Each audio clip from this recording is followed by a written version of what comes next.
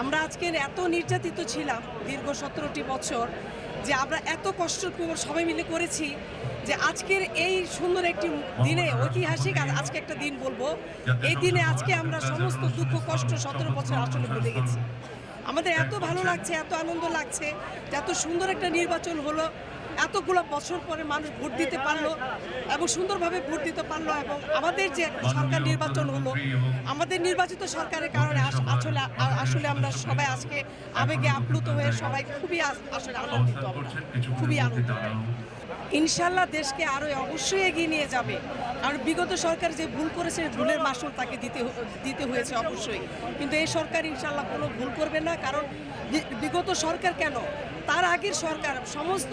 কিছুর বিনিময়ে তারা যে 41 দফাটা যে দিয়েছেন আমাদের, যে এখন যে আমাদের প্রধানমন্ত্রী হলেন জনাব তারেক রহমান, যে 31 দফা দিয়েছেন, এই 31 দফা দিয়েই সে দেশটাকে সুন্দরভাবে সোনার বাংলা করে উঠাবেন, এটাই আমাদের সবার প্রত্যাশা ইনশাল্লাহ।